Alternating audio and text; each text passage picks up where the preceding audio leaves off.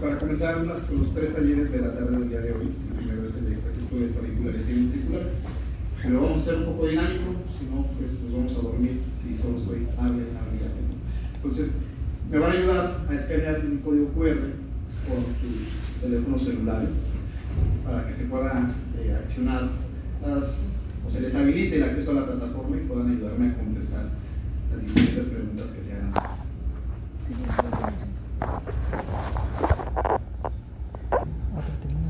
El físico que supongo. ¿No se ve? Como está el esquina.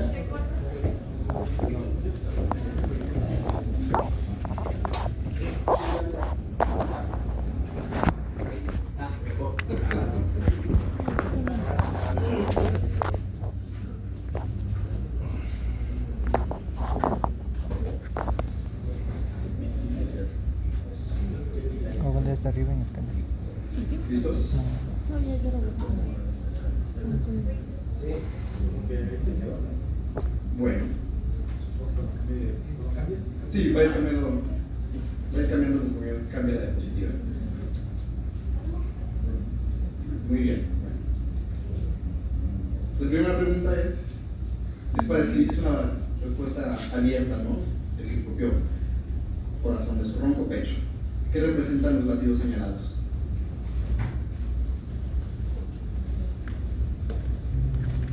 5 segundos para que lo vean. Y voy a cambiar la imagen. Sí, de la aurícula. Para quien me hizo falta, lo de el código QR. Pero ocurre.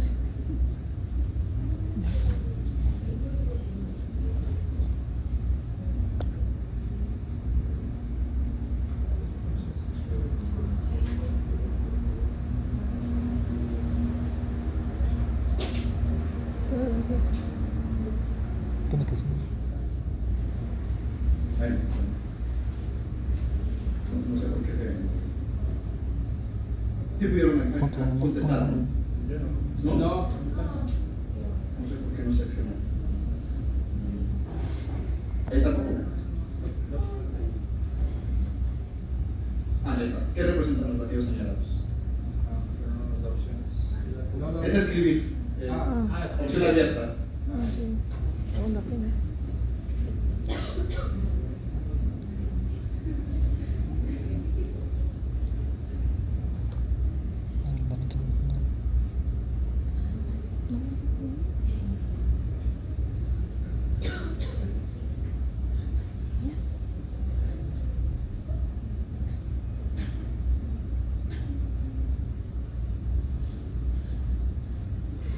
Eso es muy interesante porque uno ayuda a sondear, ¿no?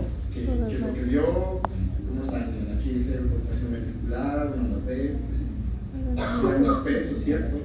Un extrasístole es totalmente cierto. La extrasístole auricular, muy bien. Bueno. Pues realmente sí, esos latidos que representan las señales, las flechas que estaban señalando son latidos auriculares, ¿no? Ahora, la siguiente pregunta es.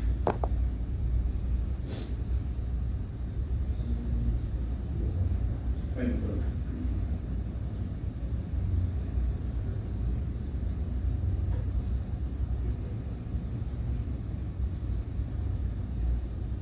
El hallazgo electrocardiográfico que justifica una extrasístole auricular como la que acaban de ver, ¿cuál es?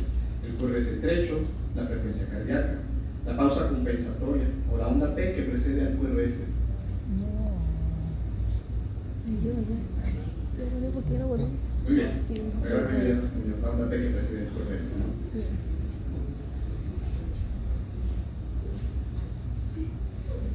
Muy bien. Estamos ahí. Felicidades, Amor.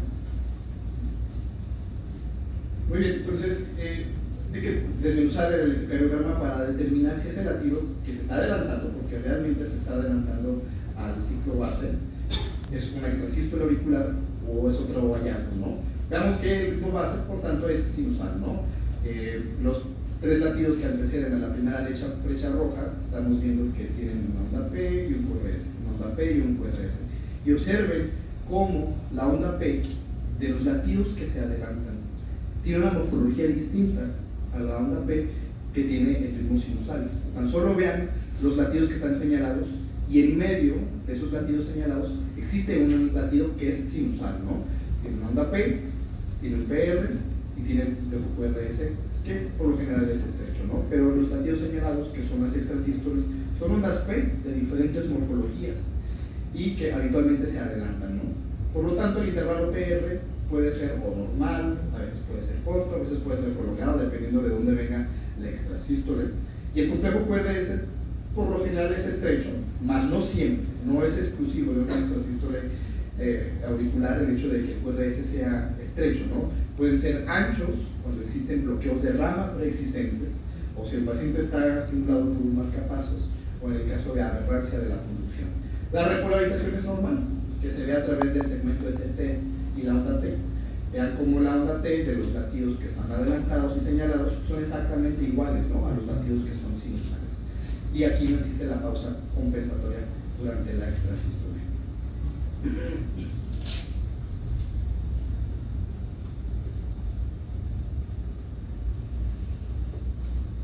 El eje eléctrico del QRS se altera en las extrasístoles auriculares. ¿Verdadero o falso?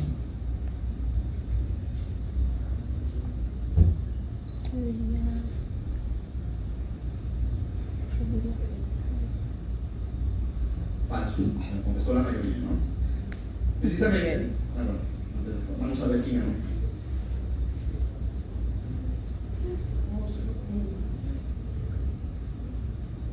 Muy bien.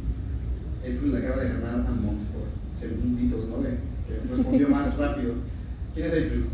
Levante la mano, muy bien. Entonces, el eje eléctrico no se altera, ¿por qué? Porque como la extrasístole solo ocurre a nivel de las aurículas, al momento en el que baja a los ventrículos, lo va a hacer en condiciones normales como se tratara en el ritmo sinusal. Para la siguiente pregunta es, vean primero el electro, después voy a limitar la pregunta, es, los latidos señalados son extrasístoles auriculares que conducen con QRS ancho por presencia de bloqueo de rama derecha preexistente. ¿Esto es verdadero o es falso? Voy a cambiar. Verdadero.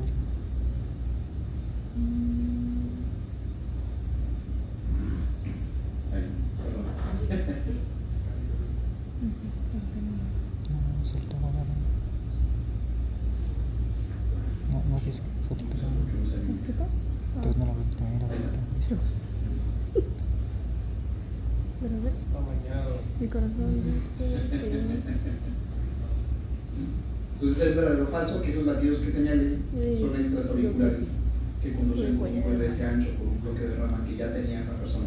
sí, digo que sí.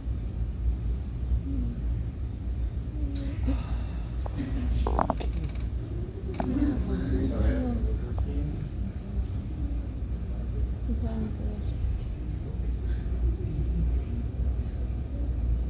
Pues te acaban de ganar. Te acabo de ganar. Sam, ¿quién es Sam? A ver, justifique su respuesta, Sam. ¿Por qué no es una extrasístole ventricular? ¿O por qué dijiste que es falso? Pues, muy bien. Bueno. Es falso, o sea, no es una extrasístole. Porque si se fijan, el paciente no está en ritmo sinusal. No hay ondas P que precedan a los complejos QRS. El paciente está en fibrilación auricular, no hay actividad auricular organizada. Entonces, está en ritmo de fibrilación auricular, no hay ondas P, no hay intervalo PR, y en realidad estas no son pausas post-extrasistólicas, ¿no? Realmente es la irregularidad del RR que es característico de la fibrilación auricular. Sí.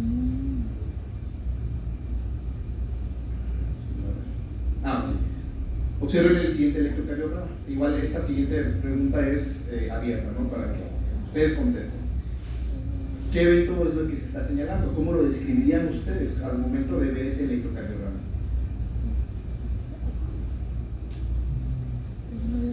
Aquí cardio ventricular. No es así. Ah, es extrasístole ventricular. Ah, extrasístole ventricular.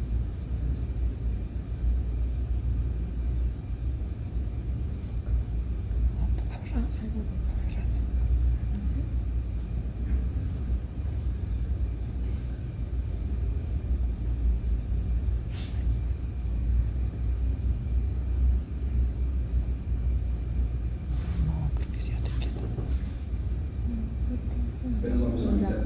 respuestas. Ay, es que ya no lo veo. No, sí, era tranquilamente claro porque eran 3 de QRS. Me falta. Bueno, la mayoría de la audiencia piensa que lo que señalamos es una extrasístole ventricular, porque es la palabra que resalta, ¿no? Entre más grande es porque mayor número de personas opinó la misma idea. De ahí, creo que más o menos ahí se la lleva con la tripleta, ¿no? Y luego después viene la aberrancia. Bueno, realmente son extrasístoles auriculares, pero que se están acoplando de una manera muy particular, ¿no? Las extrasístoles pueden ser aisladas, es decir, un solo latido que está ahí metido en el ritmo sinusal. Pero pueden ser dupletas cuando dos extrasístoles auriculares se juntan, como ocurre aquí en el segundo cuadro. ¿Sí ves? Así se ve. Este es un latido sinusal, este es el que se adelanta, esta es una extrasístole auricular y se acompaña de otra extrasístole auricular. Entonces es una dupleta. Pero cuando ocurre que tres mismos se adelantan, lo vamos a denominar tripleta. También otra forma de acoplamiento es cómo alternan con los ritmos o con los latidos sinusales. Si alterna un latido sinusal con un extrasístole 1 a 1, yo voy a determinar que eso es un digeminismo auricular. En cambio, cuando esta relación es dos sinusales por una extrasístole auricular, estamos hablando de un trigeminismo. Y así nos podríamos ir a un tetrageminismo, un pentageminismo, etc. Pero estas son las formas más comunes que vamos a observar en un electrocardiograma. Siguiente pregunta es: los latidos señalados corresponden a extrasístoles auriculares con trigeminismo. ¿Verdadero o falso? Vamos a dar unos segundos para que lo analicen. Me deja. Y viene la pregunta.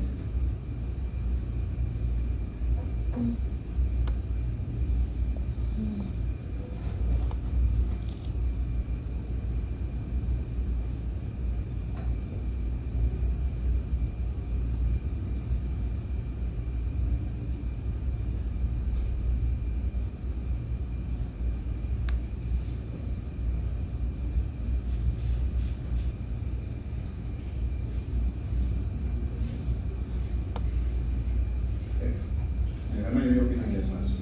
Y es la respuesta verdadera.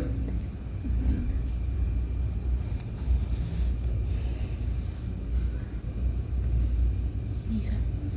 Muy bien, April, sigues ganando. Ahora tú misma dinos por qué es falsa la respuesta o esa aseveración. No, es falso. Ajá, ¿por qué es falso? Un digeminismo. ¿Tú sigues opinando que es un extraauricular? Bueno, realmente sí es falso, porque no es un extraauricular. Vean cómo el latido que está señalado no tiene una onda P que se adelanta y que esa onda P conduzca a ese QRS, ¿no? Entonces, ¿de qué estamos hablando? De una extrasístole nodal, porque no hay una onda actividad auricular que preceda a ese QRS. El sitio o el nodo AB o la unión auriculoventricular también puede tener ectopia y también pueden tener extrasístoles, pero las extrasístoles, claro, van a conducir con un QRS estrecho siempre y cuando la conducción a través de los ventrículos sea normal, tal como lo hace una extrasístole auricular, pero se caracteriza porque no tiene una P que la precede, ¿no? La ectopia viene de más abajo de las aurículas, viene justamente de la unión entre las aurículas y los ventrículos. Puede conducir con QRS ancho también, siempre y cuando exista un bloqueo de derrama preexistente, cuando esté estimulado por marcapasos, cuando esté aberrado y tampoco existe la pausa compensatoria. Entonces, aspectos muy básicos a considerar en las extrasístoles auriculares es, vamos a denominarlas que son infrecuentes cuando a través de un monitor o un monitoreo continuo, dígase un Holter, son menores al 1% a la carga rítmica total del día. Es decir, si esa persona tiene 100.000 latidos en 24 horas, pero de esos 100.000 latidos, menos del 1% fueron extrasístoles auriculares, bueno, estas son extrasístoles infrecuentes. Y cuando supera esta carga, se consideran frecuentes. Vean que es algo frecuente en población sana, pero el tratamiento de las extrasístoles se debe basar tanto en los síntomas como en la carga rítmica, ¿no? Una carga rítmica menor al 1%, es muy poco probable que pueda generar síntomas, los puede haber, y entre las opciones están beta bloqueadores, bloqueadores de los canales de calcio u otros antiarrítmicos, como pueden ser propafenona, fencaimida, amiodarona, etc. ¿Cuál es el riesgo de que las personas tengan estas sístoles auriculares? Es que a mayor carga rítmica, mayor probabilidad de que progresen a una arritmia bien consolidada, como pueden ser fibrilación auricular, el flóter auricular o la taquicardia auricular. Y aquí, en este caso, aunque las extrasístoles auriculares, cuando se van haciendo cada vez más frecuentes, pueden facilitar la aparición de fibrilación o de flóter, no hay evidencia que recomienda que por el simple hecho de tener extrasístoles, ese paciente se le vaya a anticoagular. La siguiente pregunta es, los latidos señalados, ¿a qué corresponden? Observen bien, ahorita se habilitará la pregunta.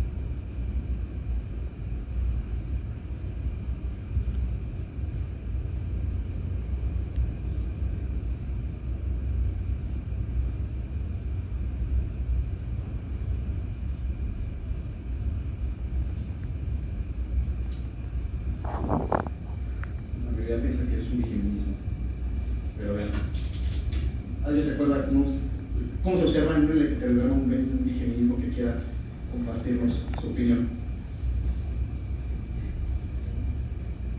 Bueno, el vigeminismo es la alternancia entre un latido normal y un latido extrasistólico. En este caso, estamos viendo dos latidos normales y una extrasístole, entonces eso no sería un vigeminismo, ¿no? Sería un trigeminismo. Y realmente son extrasístoles ventriculares, ¿no? Los latidos que estoy señalando. Ahora, ¿en qué basan ese razonamiento? En la presencia de ondas retrógradas, en la presencia de ánimo sinusal base, en la pausa compensadora o en un QRS ancho.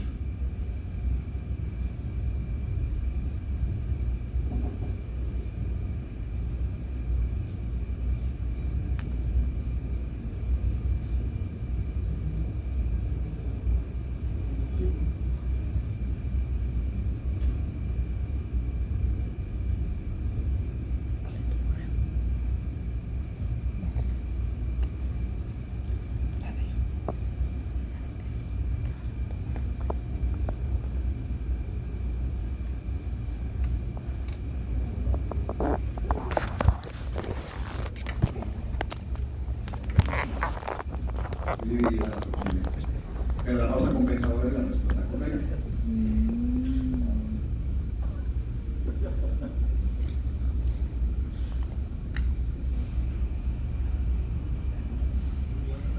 Bien.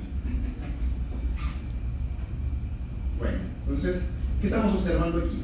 Claro, son extrasístoles ventriculares, ¿no? Son latidos que se adelantan, por eso son extrasístoles. El ritmo sinusal es base, sinusal como base, aunque no siempre es exclusivo del ritmo sinusal, la presencia de extrasístoles ventriculares. Ondas P, realmente no hay ondas P que precedan a los latidos que están siendo adelantados, porque la ectopia viene desde los ventrículos, no viene de las aurículas. Entonces, no debe de haber una onda P que preceda al complejo QRS que se está adelantando. De hecho, hay veces que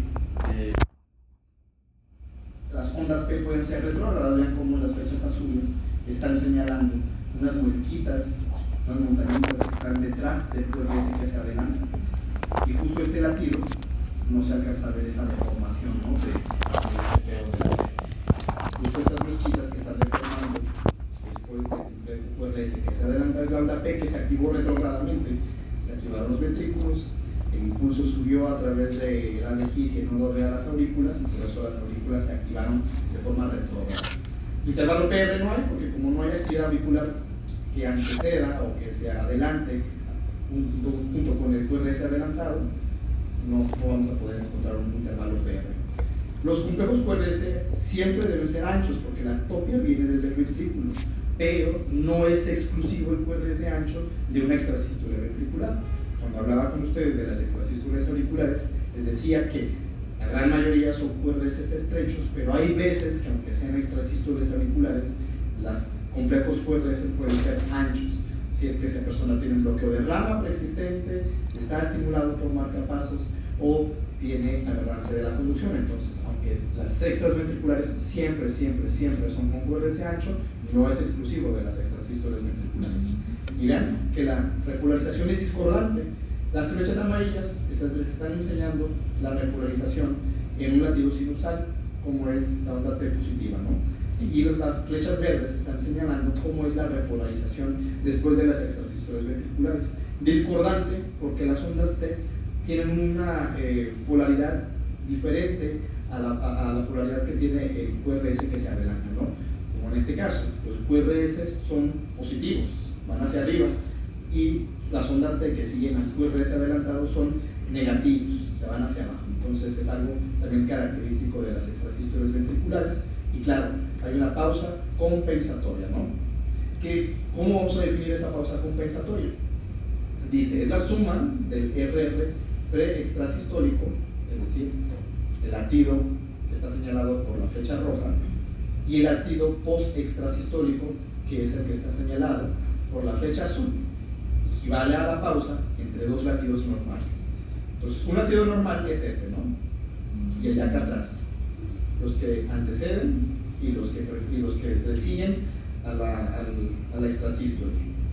Y si medimos el tiempo, cuánto dura entre un QRS a otro QRS, son 800 milisegundos, lo mismo que en este conjunto de latidos normales.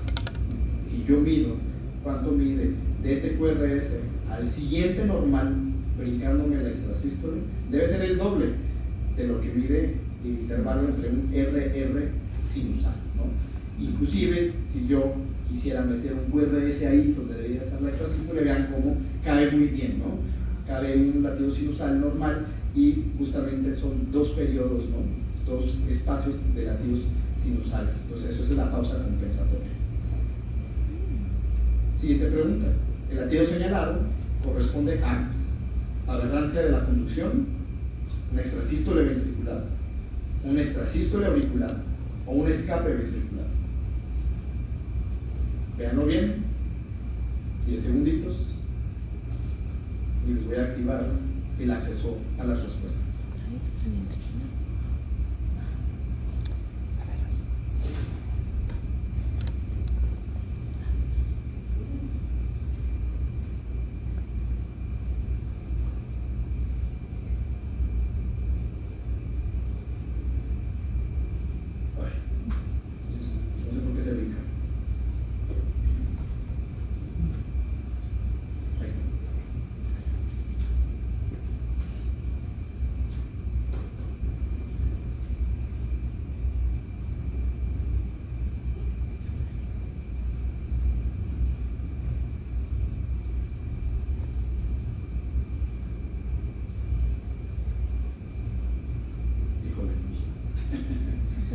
Es una pregunta con trampa. ¿No es una extrasístole ventricular? Es la aberrancia de la conducción. Y fácilmente nos puede hacer pensar en que era una extrasístole ventricular. Ok, ¿y cómo podrías definir tú que es aberrancia de la conducción? ¿Por qué? Ada, para cambiar. ¿Qué les habla? ¿Yo? Muy bien, a ver, cuéntanos, ¿por qué llegaste a esa conclusión? No sabía. Alan, que fue el que respondió más rápido. ¿Quién es Alan? Acá. Sí. Estaba sonando un tonto, pero es que literalmente estaba mal trazada, Bueno, entonces, es una aberrancia de la conducción y es algo que nosotros denominamos fenómeno de Ashman. Quizá alguna vez lo hayan oído o escuchado. Es algo que es muy común que ocurre en taquiarritmias auriculares. Puede llegar a veces en un ritmo sinusal y una extrasístole auricular que se adelanta mucho y se puede aberrar y dar un QRS ancho. Pero vean este ritmo, ¿no? No es ritmo sinusal, no hay actividad auricular que preceda a los complejos QRS. Ven como hay unas ondas ahí raritas, caóticas, esto es fibrilación auricular. ¿Y por qué ocurre? Debe cumplirse la siguiente premisa. Debe haber una secuencia de un R largo, que está señalado por la estrella, y después sigue un RR corto, señalado por esta cruz. ¿Esto por qué? Al ir a esta frecuencia cardíaca del corazón,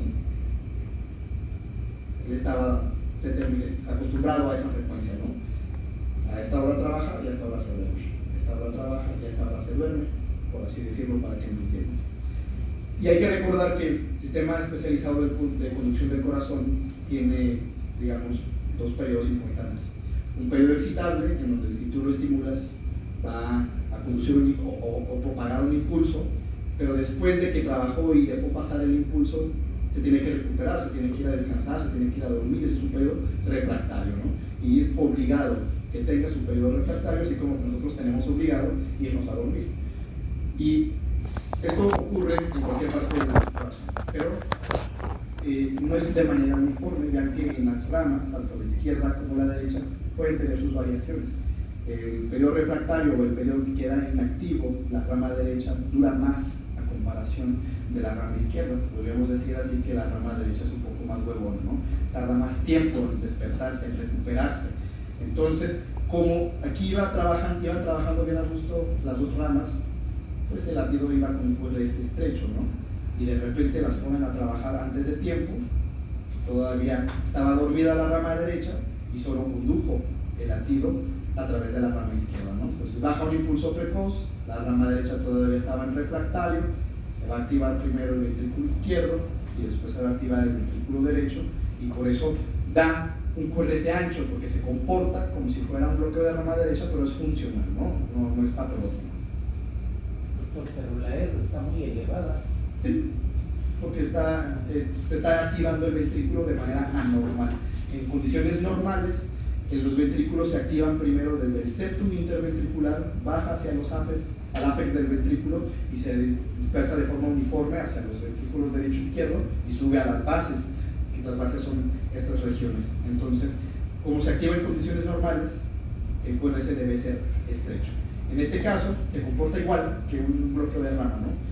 Se está activando el ventrículo primero del lado izquierdo y después se va a activar del lado derecho. Pues como tarda mucho tiempo en pasar de izquierda y luego pasar a la derecha, el QRS se ensancha, se aberra. Es un bloqueo funcional. También tiene que ver con que cambia el eje. Exacto. Y cambia el eje y ese testigo, esa derivación, está más sobre el nuevo eje que tiene el corazón sobre el que va la actividad eléctrica. Por eso también lo que mencionas del alto voltaje. Sí, se activan la manera en la que se activan todos los vectores dentro de los ventrículos. Y, si no recuerdo, esa es la última pregunta. El latido señalado corresponde a una extrasístole auricular aberrada, una extrasístole ventricular tardía, un escape ventricular o un latido de fusión.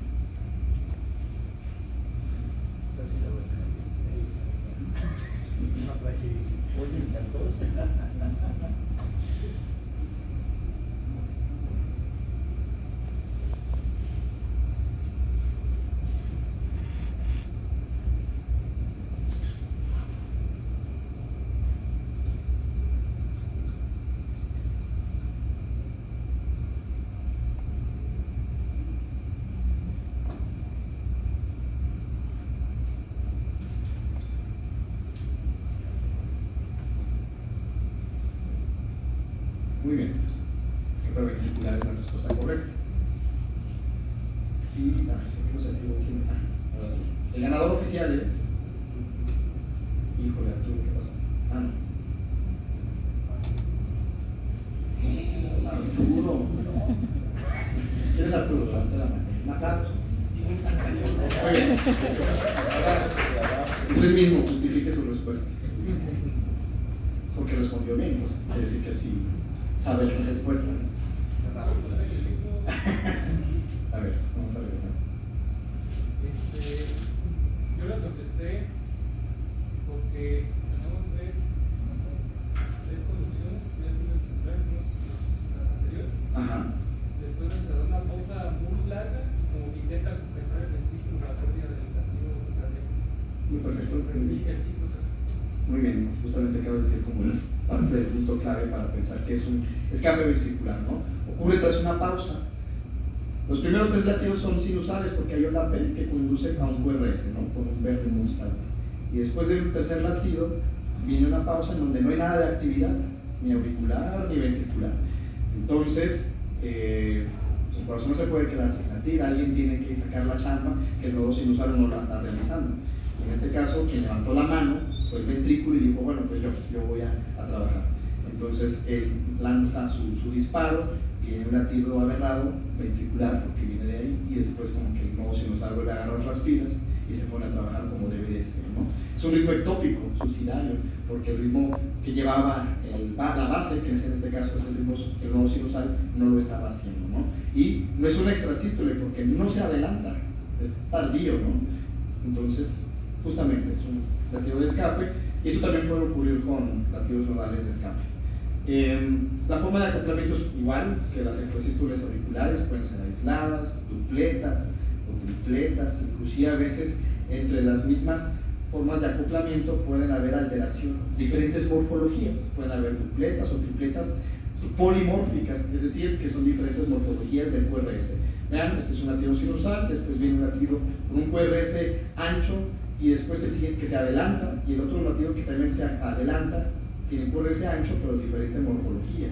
Los 2 latidos son ventriculares, tienen diferente morfología, son polimórficas. Esto se traduce en que existen 2 focos ectópicos dentro del ventrículo que se están activando de manera subsecuente y ya después viene el latido sinusal.